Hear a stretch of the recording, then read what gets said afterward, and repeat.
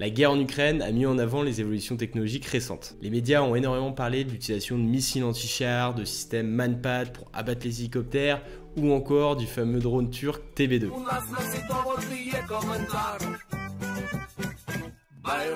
Ces systèmes d'armes, ils sont considérés comme low cost, car même si un missile anti-char coûte 100 000 $, ça peut vous paraître beaucoup, s'il est en capacité de détruire un char et son équipage qui coûte plusieurs millions de dollars, c'est évidemment extrêmement rentable. En tout cas, c'est beaucoup plus économique que l'utilisation de blindés ou d'avions de chasse. Mais depuis le début du conflit, les Ukrainiens ont un besoin de matériel immense. Ils font face à une armée russe qui, en face, a plus d'hommes, mais aussi plus de matériel. Pour pallier à la demande urgente en matériel, les Ukrainiens ont donc décidé d'utiliser les drones et l'impression 3D dans leur techno-guérilla. Au début du conflit, le gouvernement a donc fait appel à sa population pour leur fournir le maximum de drones amateurs. Dans un premier temps, ces drones, ils étaient utilisés dans un cadre de reconnaissance, que ça soit de la reconnaissance pour préparer des embuscades ou bien pour faire du guidage de tir d'artillerie. Mais très rapidement, certains de ces drones ont été modifiés grâce à des imprimantes 3D pour transporter de l'armement.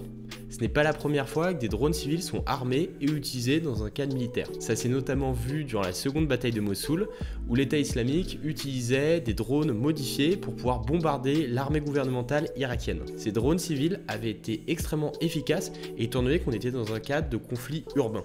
Ce qu'il faut bien comprendre, c'est qu'un drone amateur modifié, ça transporte une charge utile extrêmement faible, parce qu'il faut prendre en compte le poids de la caméra qui permet de guider le drone. Donc généralement, on dépasse rarement les 400 grammes.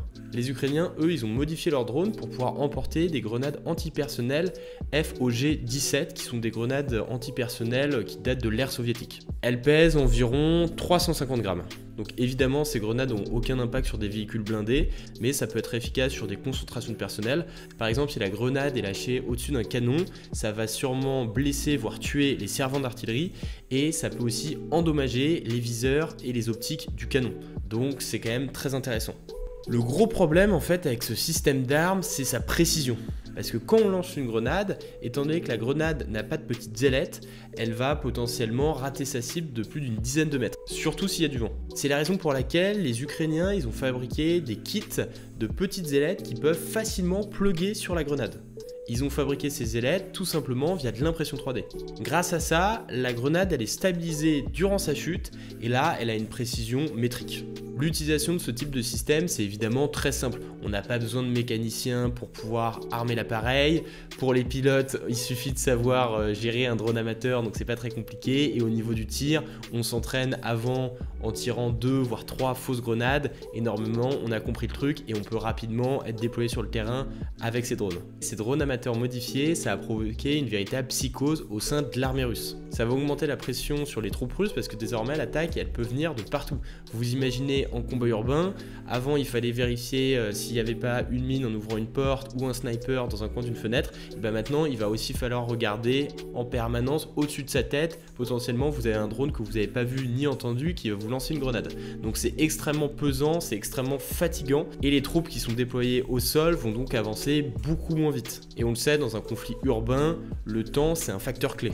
Avec ces drones, on peut imaginer des embuscades massives où on a d'un coup une dizaine de drones qui déboulent d'un pâté de maison et qui peuvent désorganiser les lignes adverses. Les Ukrainiens ont eu un tel succès avec ce type d'armement que désormais ils développent des nouveaux modèles pouvant transporter un armement qui est plus lourd. Ils développent des drones pouvant transporter des grenades anti-chars, notamment la RKG-3 ou tout simplement des obus de mortier modifiés. Ces explosifs-là, ils peuvent endommager, voire détruire complètement des véhicules comme des BTR-80 ou des BMP-3. Et ces véhicules-là, avec son équipage et son armement, c'est plusieurs millions de dollars d'équipement.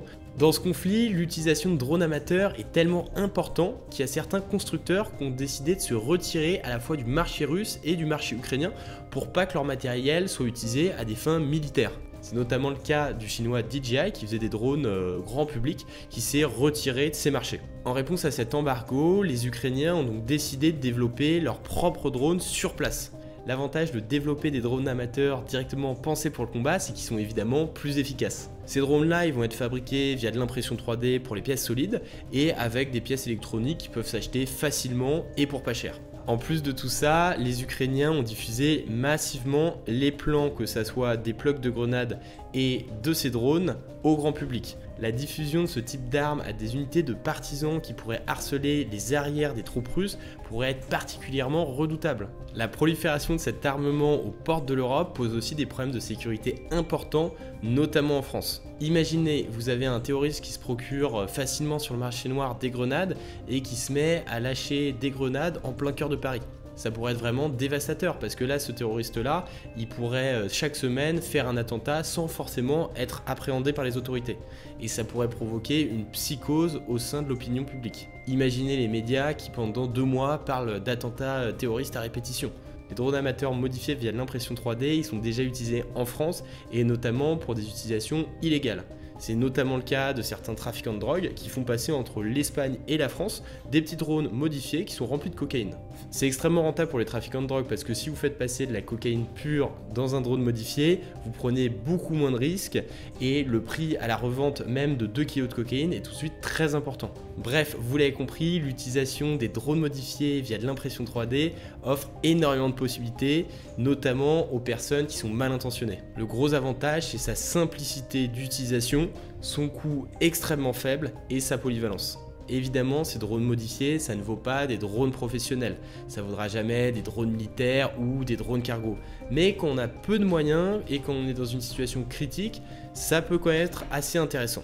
Pour reprendre les exemples de cette vidéo, on voit très bien que dans le cadre du conflit ukrainien, c'est largement suffisant pour faire de la guérilla. Dans un cas de terrorisme, pareil, c'est largement suffisant parce que le but, c'est pas forcément de faire le plus de victimes possible, mais de faire le plus d'effroi dans une population ciblée. Et dans le cadre des trafiquants de drogue, ne serait-ce que 2-3 kilos passés, c'est déjà beaucoup d'argent pour très peu de risques pris. Et en plus, les moyens de contre-batterie sont assez limités. En ville, on a notamment des lasers qui brouillent les drones pour les immobiliser. On a des utilisations notamment avec des faucons pour pouvoir arrêter ces drones amateurs. Et dans le cadre d'un conflit militaire, on peut imaginer abattre ces drones à coups de 12-7, mais encore faut-il voir le drone avant qu'il vous lâche sa grenade. Donc ça va très vite et les moyens de contre-batterie restent relativement lents ou inefficaces par rapport aux dégâts que ça peut causer. Encore une fois, dans cette vidéo, je vous ai présenté un exemple parmi tant d'autres de l'utilisation de l'impression 3D. Évidemment, on peut penser à des utilisations de l'impression 3D plus vertueuses. Dans tous les cas, si vous êtes intéressé par cette technologie, sachez que nous, on a lancé une formation sur laquelle on va vous apprendre notamment à modéliser des objets en 3 dimensions et à paramétrer correctement une imprimante pour créer n'importe quel objet. Sachez que cette formation, elle se déroule avec un coach en individuel et vous allez pouvoir apprendre de A à Z à utiliser cette technologie. Vous pouvez faire financer à 100% votre formation via votre compte de formation et nous, on vous fournit tout le matériel nécessaire pour bien débuter. Donc ça comprend le matériel d'impression, ça comprend l'imprimante, etc. Si vous êtes intéressé, je vous invite à liker notre vidéo et la commenter et d'aller faire un tour sur notre site pour retrouver les autres articles qui parlent d'impression 3D.